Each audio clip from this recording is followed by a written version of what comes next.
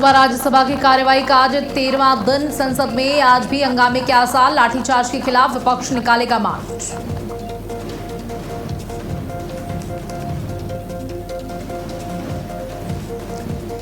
UP विधानसभा के monsoon सत्र का आज तीसरा दिन। आज फिर जोरदार हंगामे के आसार। चंदा चोरी को लेकर लगातार सत्ता पक्ष को घेर रहा विपक्ष। आज यूपी दौरे पर कांग्रेस नेता राहुल गांधी आज बागपत का करेंगे दौरा। सत्यपाल मलिक के पहली पुण्यतिथि पर श्रद्धांजलि सभा में होंगे शामिल।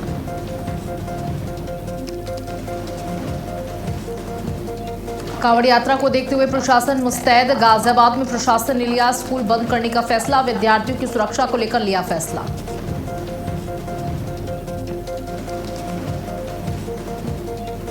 यूपी में अगले 2 से 3 दिन सक्रिय रहेगा मानसून। तेज हवा के साथ जोरदार बारिश की संभावना। मौसम विभाग ने जारी किया अलर्ट।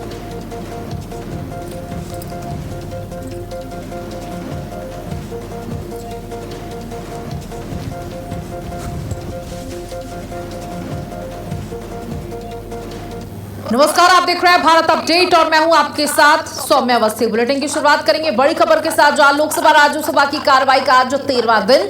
संसद में आज भी हंगामे के आसार। लाठीचार्ज के खिलाफ विपक्ष निकालेगा मार्च। तो लोकसभा राज्यसभा की कार्रवाई का आज 13वां दिन है और आज भी उम्मीद है कि हंगामेदार ही ये सत्र रहने वाला है। संसद में आज भी हंगामे के आसार। विपक्ष मार्च निकालेगा।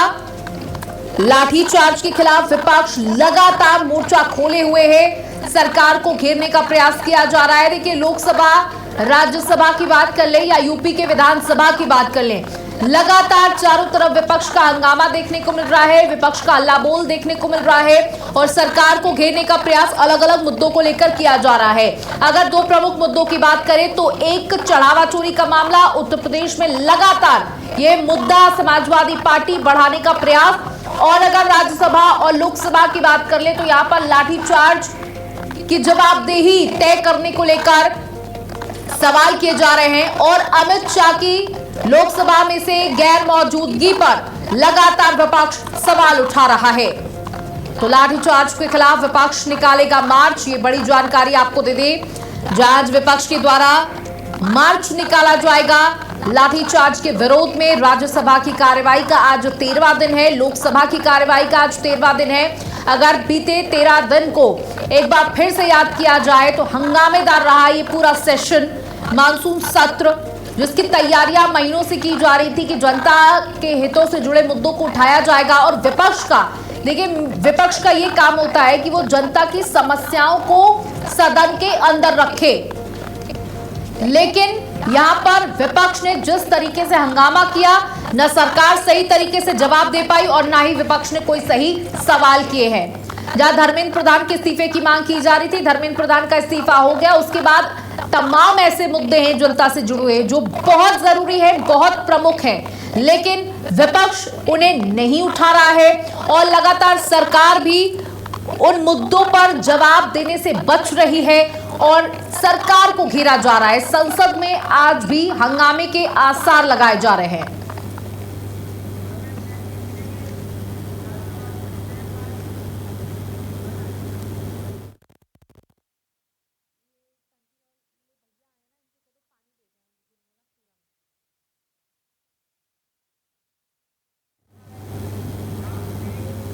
वहीं यूपी विधानसभा के मानसून सत्र का आज तीसरा दिन है। आज फिर जोरदार हंगामे के साथ चंदा चोरी को लेकर सत्ता पक्ष को विपक्ष घेर रहा। यूपी विधानसभा के मानसून सत्र में लगातार विपक्ष भारतीय जनता पार्टी को घेरता हुआ नजर आ रहा है। कल तो देखिए हद हो गई, जहां योगी आदित्यनाथ जिस वक्त बोल रहे थे उस वक्त समाजवादी पार्टी के एक विधायक विधानसभा के अंदर योगी आदित्यनाथ की पहले तस्वीर को लहराते, उसके बाद जहां वो बोल रहे थे उनके करीब पहुंच जाते हैं और जब वो विधानसभा से बाहर निकलने का प्रयास करते हैं मुख्यमंत्री, तो उन्हें समाजवादी पार्टी के कई विधायक घेर लेते हैं।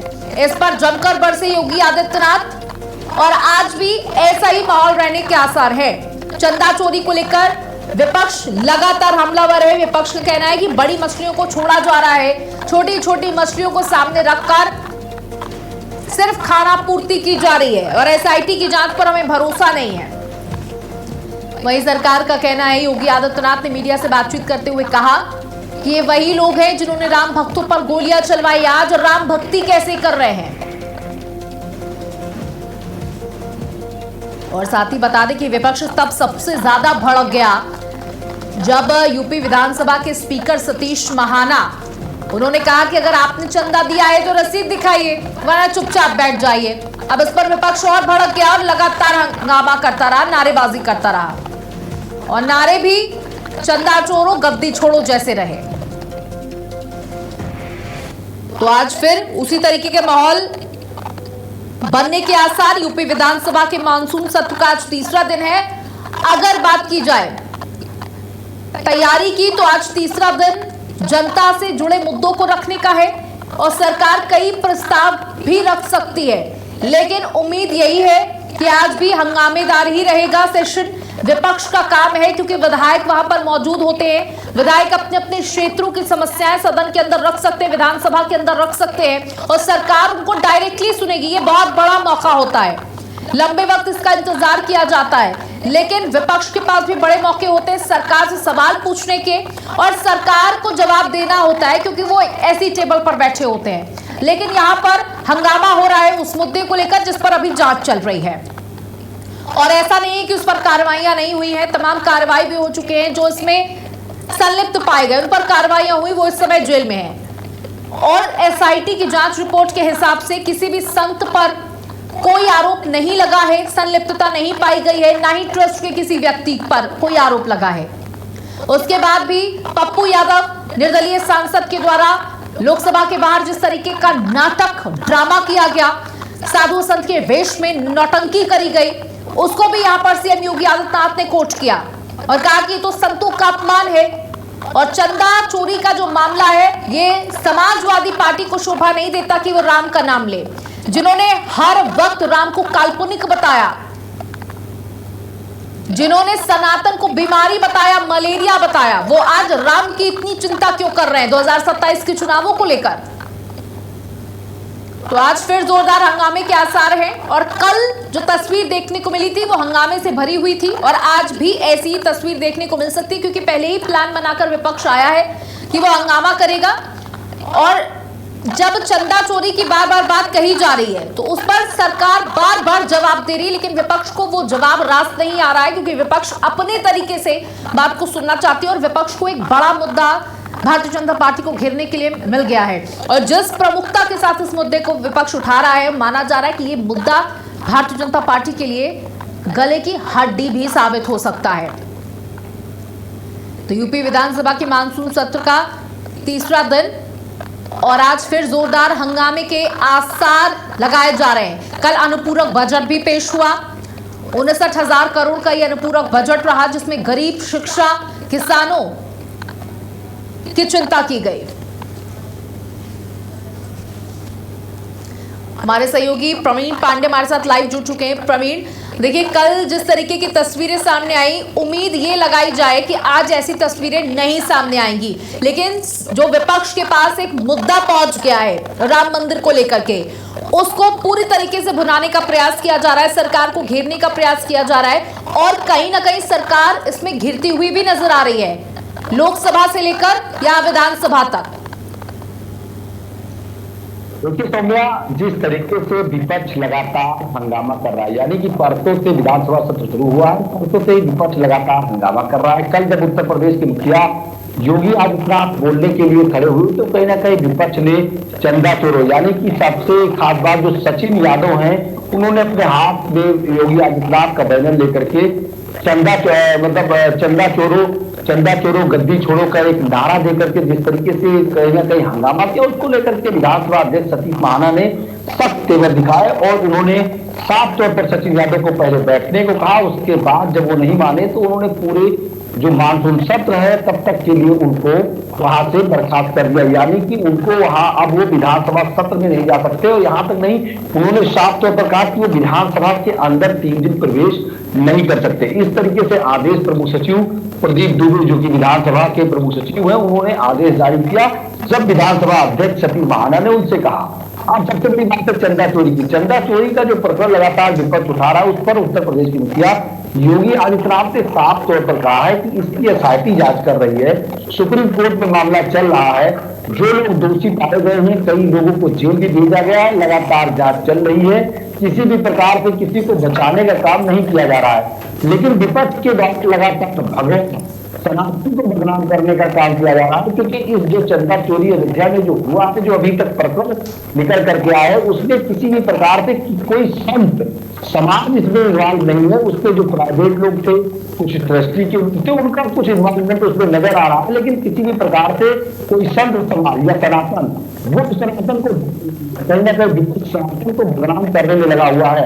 आज जो है विपक्ष को राम मंदिर का प्रेम बढ़ गया, आज राम के प्रति प्रेम बढ़ गया, जबकि यही विपक्ष था। 1990 किसी विपक्ष ने गोलियां चलवाई थी कार्यसेवकों के ऊपर, खून रहा था अयोध्या में, और आज उन्हीं कार्यसेवकों की बलिदान को जब भारतीय जनता पार्टी जो के लोग जो उसको कहीं ना कहीं चल करके सुप्रीम कोर्ट के आदेश के बाद जब अयोध्या राम मंदिर को बनाया गया, भव्य तरीके से उसको भव्य और दिव्य तरीके से बनाया गया, चंदा चोरी का प्रकरण जब निकल करके आया तो उसमें भी कहीं ना कहीं लोगों को जेल भेजा जा रहा है। लेकिन अब ये विपक्ष लगातार अयोध्या, जिसने अयोध्या राम मंदिर के निर्माण कार्य में पूरी एक रैला खड़ी कर दी, विधानसभा अध्यक्ष और उत्तर प्रदेश के मुखिया योगी आदित्यनाथ ने कहा कि यही विपक्ष है। जब अयोध्या मंदिर में कार्य होना था तो पूरा पूरा पैनल खड़ा कर दिया था कि किसी भी प्रकार से अयोध्या में राम मंदिर ना बने।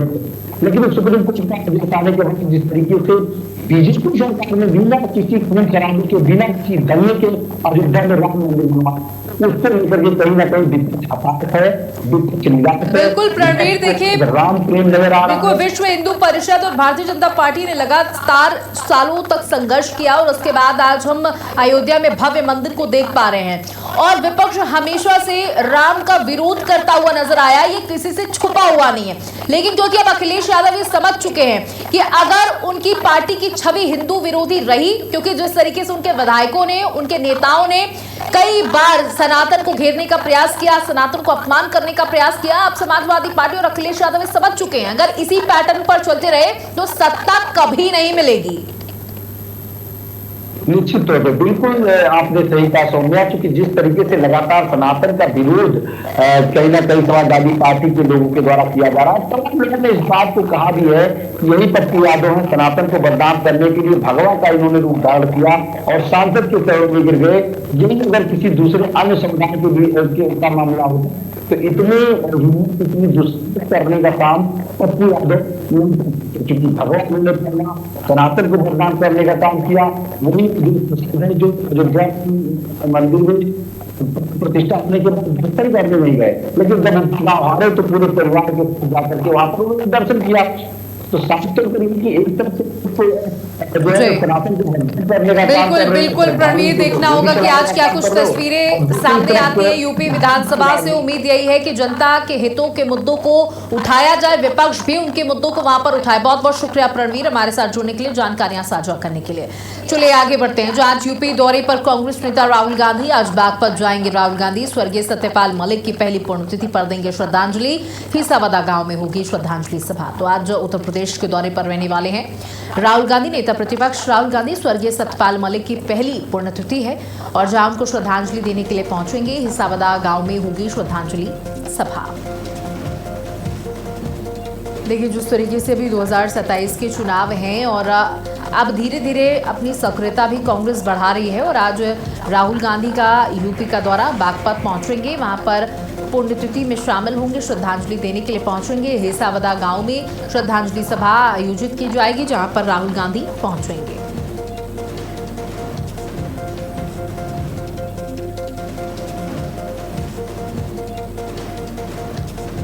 तो हिसावदा गांव में होगी श्रद्धांजलि सभा। राहुल गांधी, नेता प्रतिपक्ष राहुल गांधी पहुंचेंगे।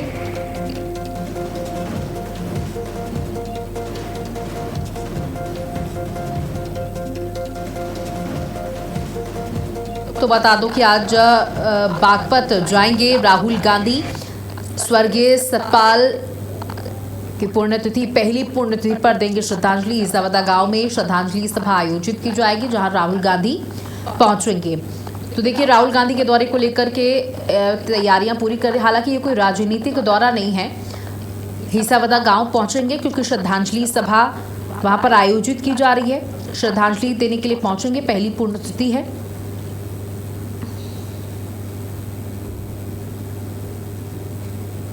और आज राहुल गांधी का क्या कुछ कार्यक्रम रहने वाला है उसकी जानकारी आपको दे रहे हैं। जहां राहुल गांधी आज उत्तर प्रदेश के दौरे पर रहेंगे।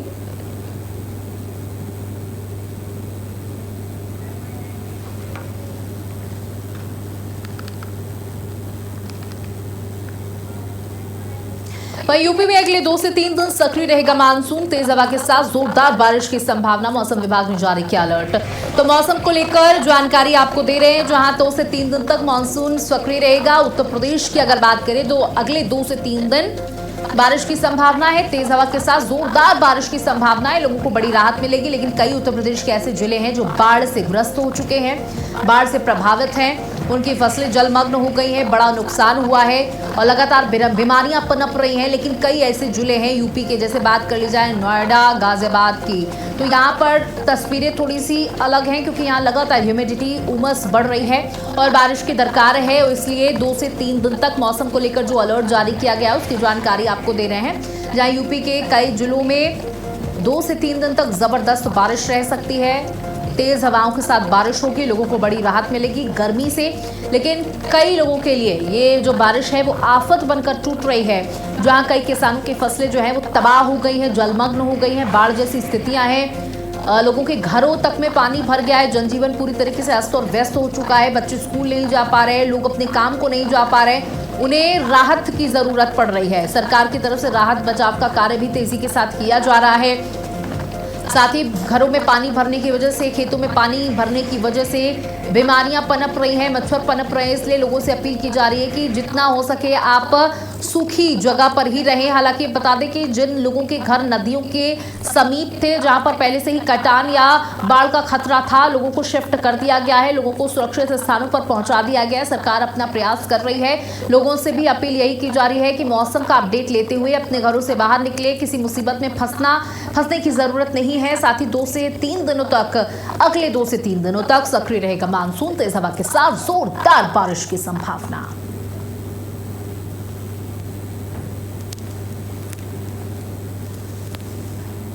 तो बता दें कि मानसून अगले 2 से 3 दिन तक सक्रिय रहेगा यूपी के अंदर। तेज हवाओं के साथ जबरदस्त बारिश की उम्मीद। यूपी में अगले 2 से 3 दिन सक्रिय रहेगा मानसून। तेज हवा के साथ जोरदार बारिश की संभावना लगाई जा रही है। और देखिए कई जिले हैं जहां पर लगातार तापमान बढ़ रहा है, उमस भरी गर्मी से लोगों का जीना मुहाल हो चुका है और वहां पर बारिश की ज़रूर दरकार है। अगर बात करें नोएडा की, तो नोएडा में उतनी ज़बरदस्त बारिश अभी नहीं हुई है। महज 2 से 3 दिन, 4 दिन तक बारिश हुई है पूरे मानसून में। इसलिए नोएडा जैसी जगहों पर मानसून की बहुत ज़रूरत है, बारिश की बहुत ज़रूरत है। गाजियाबाद का भी इसी तरीके का हाल है। वहीं अगर बात करें अन्य जिलों की, लगातार बांदा में बारिश हो रही है, कानपुर में बारिश हो रही है, लखनऊ में बारिश हो रही है। वहां पर मौसम सुहावना बना हुआ है। और देखिए कांवड़ यात्रा भी निकल रही है, इसलिए जो कांवड़िए पैदल कांवड़ लेकर जा रहे हैं, बीच बीच में बारिश उनके लिए मुसीबत भी बन रही है। तो गर्मी से उन्हें राहत भी पहुंचाने का काम यही बारिश कर रही है।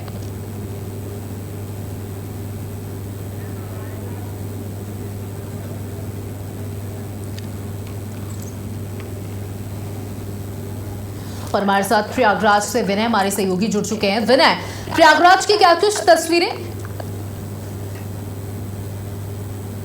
यहाँ पर कल से ही झमाझम बारिश हो रही है। किसानों के जो चेहरे हैं वो खिल उठे हैं और जो उमस भरी एक गर्मी थी उससे लोगों को एक निजात मिल गई है। अब जो तटीय इलाके हैं जहाँ पर अभी बाहर का पानी जो आ रहा है, गंगा नदी, चौथ नदियों में बाढ़ का खतरा जहाँ बना हुआ है, वहाँ लगातार जो है जिलाधिकारी प्रयागराज मनीष कुमार वर्मा बैठक कर रहे हैं। आपदा प्रबंधन टीमों के साथ जो है सभी एसडीएम, न्यायिक तहसीलदारों के साथ बैठक हो रही है, जिसमें सभी को जो ये निर्देश दिए जा रहे हैं जो निचले इलाके हैं उनको खाली कराए जाएं, जिससे किसी भी प्रकार की समस्याएं उत्पन्न न हो। और जो शहर में जो नालियां हैं उनको पहले ही साफ कराया गया और जहां सफाई नहीं हुई है वहां लगातार जल जमाव का जो है वो खतरा बना है। वहाँ बदबूदार गंदगी बनी हुई है, लोगों का रहना वहाँ दुश्वार हुआ है। कहीं कहीं अभी सफाई भी नहीं नगरों में। जी बिल्कुल, देखिए मानसून अभी सक्रिय और माना जा रहा है कि अगले 2 से 3 दिन तक जबरदस्त बारिश होगी तेज हवाओं के साथ।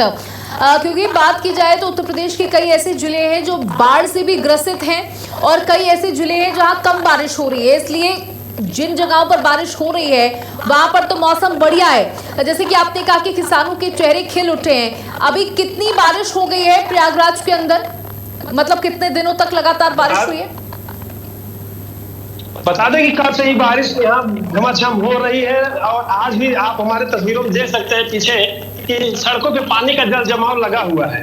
अब बारिश अब भी रिमझिम बारिश हो रही है जो कि फसलों के लिए बहुत ही लाभदायक है। और यहाँ पर बढ़िया बारिश अभी वो नहीं हुई थी जो कि अब चालू ही है वो बारिश।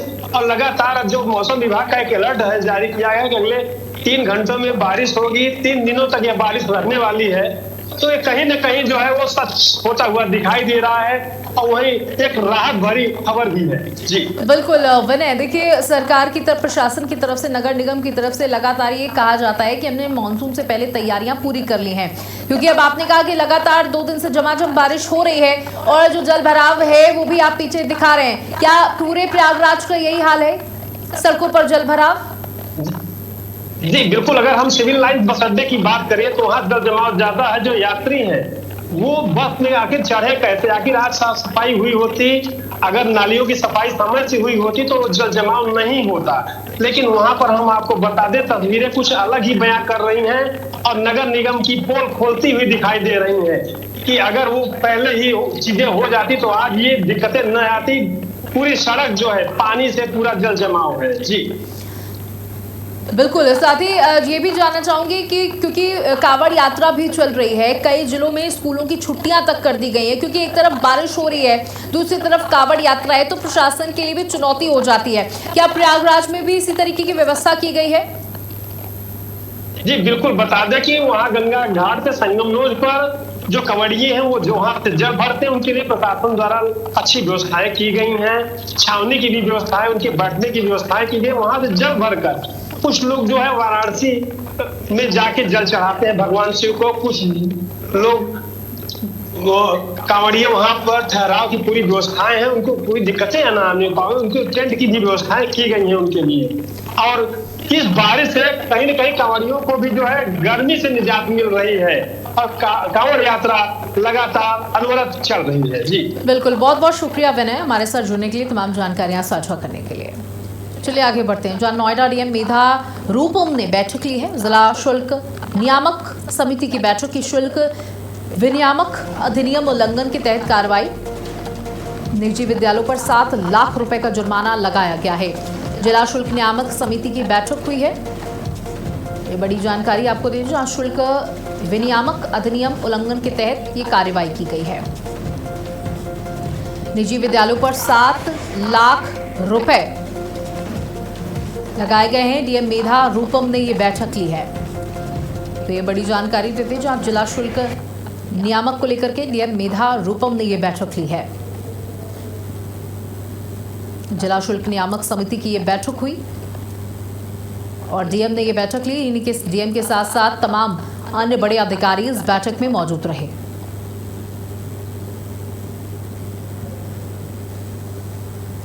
तो बता दें कि गौतम बुद्ध नगर कलेक्ट्रेट सभागार गौतम बुद्ध नगर में ये बैठक ली गई और जिलाधिकारी ने ये बैठक ली है। इन्हीं के साथ साथ अन्य विभागों के बड़े अधिकारी भी बैठक में मौजूद रहे। निजी विद्यालयों पर 7 लाख रुपए का जुर्माना भी इस मुद्दे पर लगाया गया है। खबर मेरठ से आपको दे दें, जहां कार गैराज में लगी भीषण आग लगने से मची अफरा तफरी। मौके पर पहुंची फायर ब्रिगेड की टीम, कड़ी मशक्कत के बाद आग पर काबू पाया गया है। कार गैराज में भीषण आग लगी है। मेरठ से आपको खबर दे रहे हैं, जहां कड़ी मशक्कत के बाद आग पर काबू पाया गया। आग लगने से अफरा तफरी की स्थिति पैदा हो गई। बड़ी खबर आपको दे दें, जहां कार गैराज में भीषण आग लगने से स्थितियां बेकाबू हो गई। आग लगने से मची अफरा तफरी। मौके पर पहुंची फायर ब्रिगेड की टीम आग को बुझाने का प्रयास करती नजर आई थी। कार गैराज में ये भीषण आग लगी है। मेरठ से आपको खबर दे रहे हैं, आग लगने से अफरा तफरी मची। वहां पर मौजूद कई गाड़ियां जलकर राख हो गई। कार के गैराज में ये आग लगी है। बता दें कि यहां पर कई गाड़ियां खड़ी थी और बड़ा नुकसान का आंकलन लगाया जा रहा है। लोगों ने अपनी गाड़ियों को यहाँ पर सुरक्षित रहने के लिए खड़ा किया था और किसी को नहीं पता था कि उनकी गाड़ियाँ इस तरीके से धू धू कर राख हो जाएंगी।